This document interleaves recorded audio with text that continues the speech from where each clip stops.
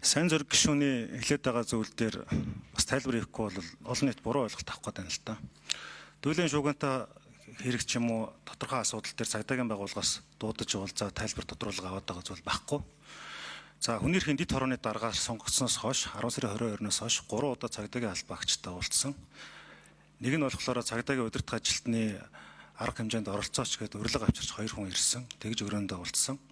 Хоёр дахь нь болохоор хүний эрхийн одоо дэд хороон дээр энэ замын цагдаа зам дээр хүүхдүүд одоо осол хэмтлэх хүртэж байна. Ялангуяа гарцан дээр дайруулж мөргөж байна. Энэ талаарх статистик судалгааг алан бичгээр хүсний дагуу өрөөндөө уулзаж цаашлаад Улаанбаатар хотод гарч байгаа 170 гаруй гарцтай, зохицуулттай болон зохицуултгүй гэрлэн тохион дээр хүүхдүүд яаж эрсдэд байгаа, үүнийг бууруулахын тулд ямар арга хэмжээ хийх вэ гэдэг асуудлаар уулзсан. Мөн замын цагдаагийн газар дээр очиж энэ уулзалтуудыг хийгээд одоо дүгнэлт тайлан гарчихсан байж байна.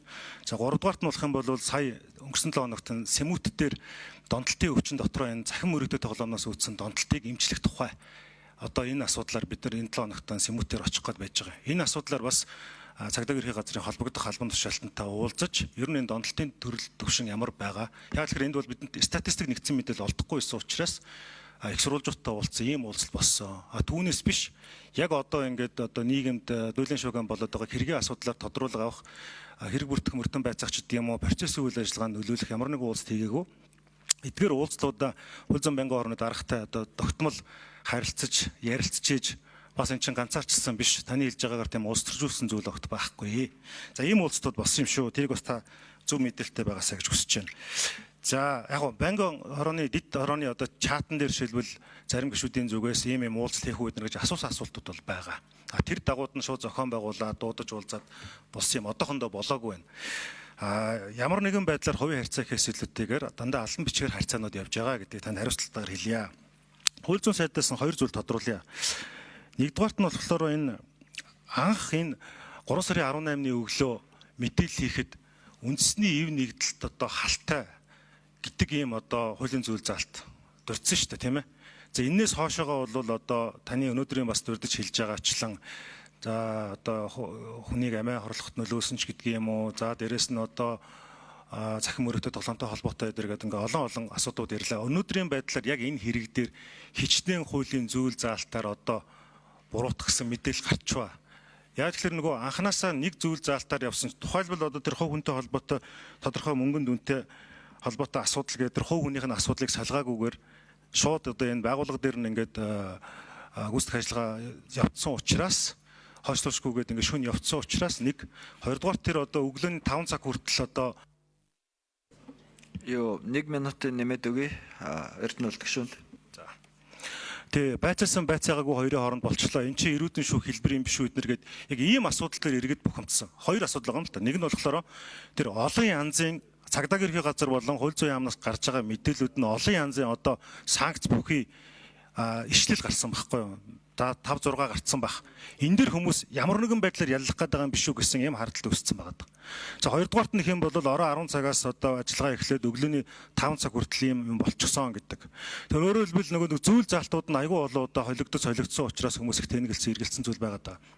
3 дугаарт нь болохоор шууд энийг ямар нэгэн одоо аж ахуйн нэгж компанитай холбоод маргааш нөгөө дөрөөс нь дамжуулаад шууд юм хэвлэлийн PR явцсан шүү дээ. Шууд буруутгагдаад MCS нартай холбоод ингэ явцсан байгаа. Энэ дээр ямар нэгэн сэжигтэй зүйл байна гэж иргэд үтсэн байхгүй. Тэгэхээр асуулт нь болохоор нийт хэдэн зүйлчлэл байгаа юм бэ? 2 дугаарт нь та хууль зүйн дотоод хэргийн сайдын хувьд хичнээн хүний эрхийг хангах ямар алхмуудыг За алтан гэрэл сайдын микрофон өгөөе. За бас дараа нь цагдаагийн байгууллагын зүгээс нэмээд өгч нэзтэй. Энд юу яаж вэ? Яг нь 2 нөгөө ажлын хэсгийн маань хүмүүс хүрээд ирснийг мэддэгдээ. Нарантай гишүүн хүний эрхийн үндэсний комиссийн гишүүн Ууганбаатар хүний эрхийн үндэсний комиссийн гомдол хяналт шалгалтын хэлтсийн дарга бас нэмж ирсэн байна. За алтан гэрэл сайдын микрофоныг шинээр тооцоод өгчөө.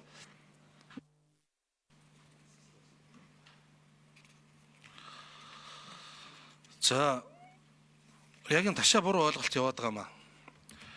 Энэ олон зүйл ангир ингээд ямар нэг юм наах гээд ийн гэдэг. Тэгээ энэ дотор чи нөгөө янз янзын зүйл ангир хэрэг бүртгэлтийн хэрэг болон гомдлоор шалгаж байгаа зүйлүүд байгаад байгаа байхгүй юу? Одоо жишээлбэл тэр захин мөрөөдөө тоглоом гэж шалгаж байгаа хүн байна. Бусдыг амаа орлохоор шалгаж байгаа хүн байна.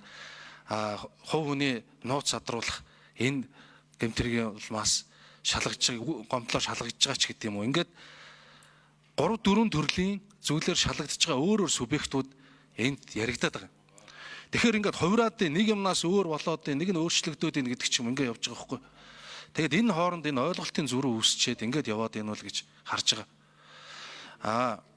Ер нь цаашдаа бид нар энэ цагдаагийн байгууллагаас болон би бол одоо яг хамгийн түрүүнд сонсол цагдаагийн байгууллагыг та нар олон нийт мэдээлэл өгөө гэл ингээд цагдаагийн байгууллага мэдээлэл өгөөд ирсэн. Тэгээ энэ болгондоо ингээд мэдээлэл өгж исэн зүйлүүд дотор нь нэмэгдээд энэ өөрчлөгдөөд нэгсэн юм байх боловч агуулгаараа үзвэл өнөөдөр ярьсан эдгээр зүйлүүд нь бол бүгдээрээ шалгагдаад явж байгаа гэсэн юм байгаа. Би яагаад жишээлбэл энийг яриад байгаа вэ гэхээр нэгдүгээр прокурорын зөвшөөрлийн хүрээнд ярьлаа, хоёрдугаарт энэ ажиллагаануудаа энэ явж байгаа ажиллагаанууд чинь дандаа прокурорын хяналтанд явагдах хэрэгтэй ажиллагаанууд. Прокуророос энд байгаад ирцэн явж исэн тайлбар өгвөл их сайн байна. Тийм учраас ийм ажиллагаа явагдаж байна гэж хэлээд байгаамаа.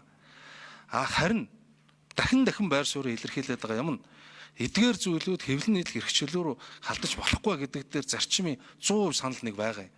Ийм учраас цаашдаа энэ хэвлэлийн эрхчлөөний тухай хууль дээр тусгагдсан сэтгүүл зүйн мэргэжлийн үйл ажиллагаа гэсэн энэ зарчмыг дэмжиж өгөөч. Дахиад цаашаага энэ эрүүгийн хян шийдвэрлэх тухай хуульд орж байгаа энэ процессыг илүү нарийн журмалж байгаа хүний эрхийг хангах чиглэлээр орж байгаа өнөөдөр хэлцэх асуудлуудыг дэмжиж өгөөч. Энэ бол засгийн газраас хүний эрхийн чиглэлээр баримталж байгаа бодлого юм аа л гэж хариулах байна. Баярлалаа.